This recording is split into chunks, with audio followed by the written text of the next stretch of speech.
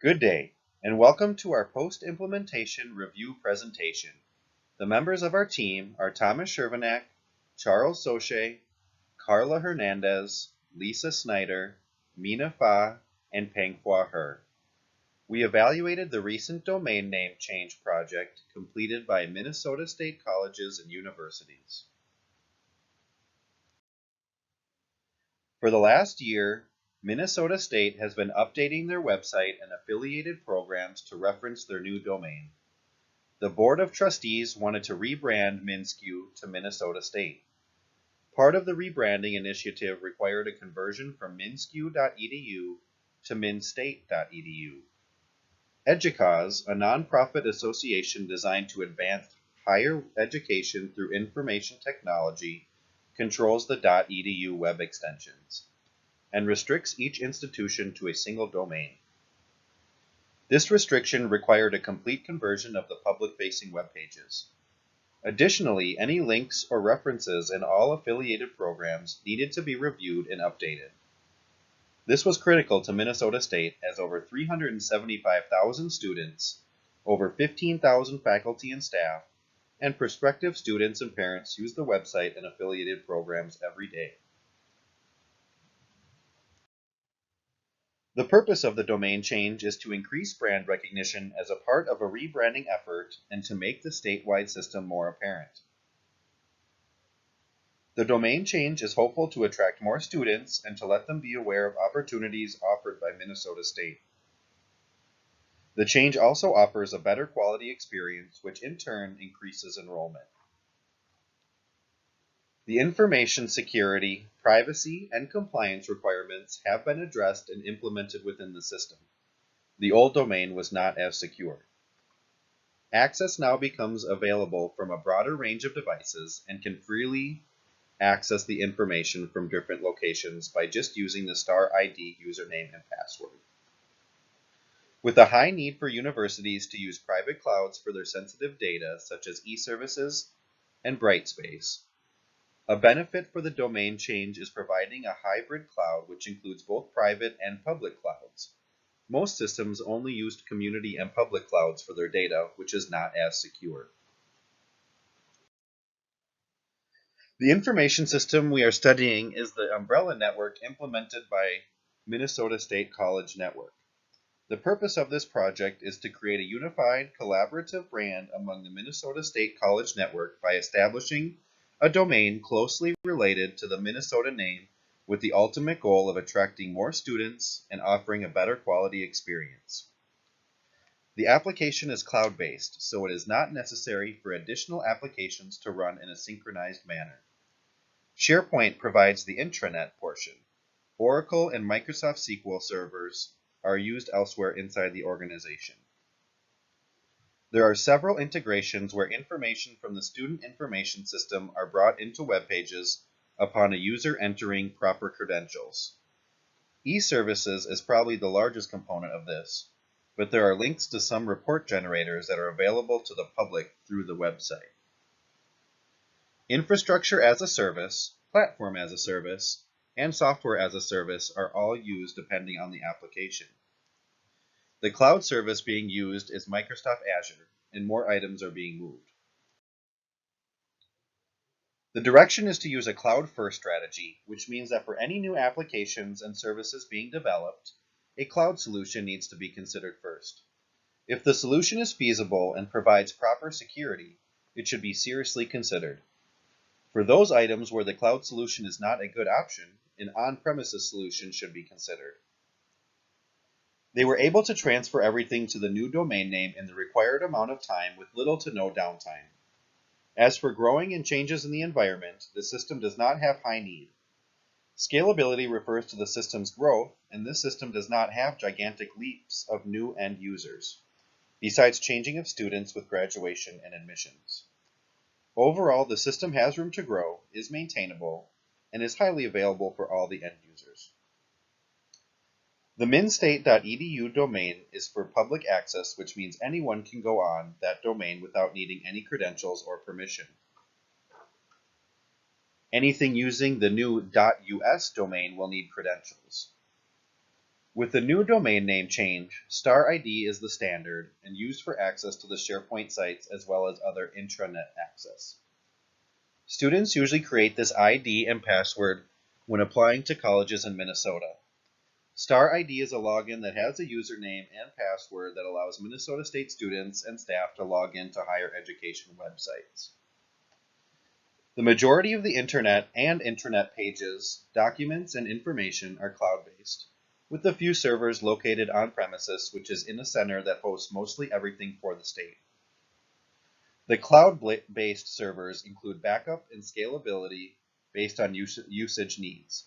There is a contingency and disaster recovery plan. There are also load balancers for almost all of the web-based applications, so any load is mostly evenly split among existing servers. Maintenance and content updates can be done through the web team, or sometimes within each individual business unit. The web application itself follows a template that has been created by the web team. This allows a unified method for any changes that may occur. The initial support contact for applications is done through the help desk. Requests for changes are handled by Sharewell Service Desk. Tickets are entered with the requested change and triaged in the development area. Fixes are incorporated into the application and content changes can be accepted through a ticket. Broader changes require further review and approval. The formal process for tracking each item is issuing a label with a barcode. Then it is entered into the ERP information system. It goes beyond only hardware, and each computer is registered. Reports are available that show each physical item and allows each institution and the system office to track inventory. The organization has a formal process for tracking software and database components. This is kept by the desktop support people for standard applications and also through the purchasing office. They are responsible for addressing contracts with software vendors. The IT department measures the technical capacity usage for its information system. Google Analytics provides detail for the websites. There are also statistics on our databases such as Oracle and SQL Server. Depending on the needs of the customer, the methodology used for implementing the domain change was waterfall or agile. The waterfall method laid out a specific path for us to achieve our goal, but the agile method allowed us the freedom to collaborate between departments. Risk and compliance encompassed several requirements, and the RFP process included a set of security requirements that needed to be met. Firewall and certificates were already in place, but web content administration was needed for website changes. Along with price quotes and matching vendor needs with review and security questions and legal needs, the voluntary product accessibility template considerations were required.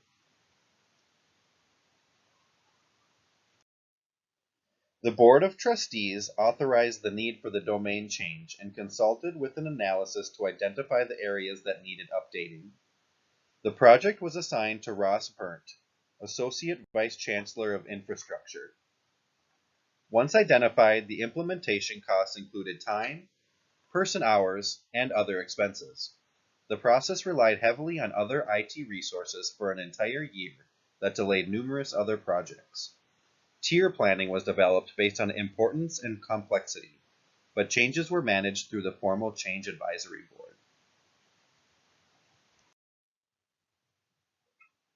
Communications were distributed to each CIO, along with bi-weekly meetings and newsletters that were distributed among project managers, marketing teams, and owners of each different area. The following phases were used during the project: Parallel, which provided the ability to run both systems at the same time; Pilot, which assigned different phases to different groups; and Phases, which allowed each section to go live when needed. The cutover was also executed in phases. The first step was to resolve any old domain issues related to the new domain. Once resolved, the new format and content was updated. Management information systems play a significant role for enhancing strategic and tactical planning in any organization. The information system we studied is the umbrella network implemented by the Minnesota State College Network. The domain change project undoubtedly enhanced the performance of the organization's business activities. For students and potential students, they can get to e-services or access a searchable list of all institutions and learn about the college or university, as well as find locations of various programs throughout the system. For faculty and staff, they can access information related to specific departments and functions, mostly from the intranet, which replaced a section of the previous domain. The intranet is secured behind credentials, which allows the minstate.edu domain to no longer need IP restrictions as a security layer. Education is a narrow field, but within the field, Minnesota State has a broad net. The system offers many educational choices as it contains technical programs, community colleges, and universities. The idea was to create a unified brand among the institutions, making it more apparent and attract more students. As this project came to an end, the actual IT labor was completed. Visualizing beyond the IT project further enhanced improvements the organization capitalized on the new brand. Now that the project has been finalized, it is crucial to transition the project from an IT project to a marketing project. The goal would be to develop strategic marketing plans that mix aggressive advertising with marketing strategies that can be used to enhance academic enrollment. With the resources that were available at the time the project began, it was better to handle this project in-house versus outsourcing it. The IT staff is well trained and familiar with the operations of the different departments involved. Ross Berndt, Associate Vice Chancellor of Infrastructure, was assigned ownership of this project halfway through its implementation. For this project, Berndt provided us the main source of information needed to understand this extensive process. He was kind enough to share with all of us his knowledge and experiences during this time, as he oversaw and ensured the project remained on track.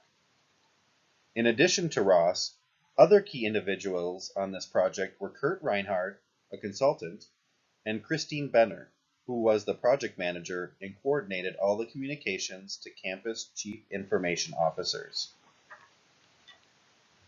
Outside of the interview, data sources used were project plans and communication documents to CIOs and CFOs.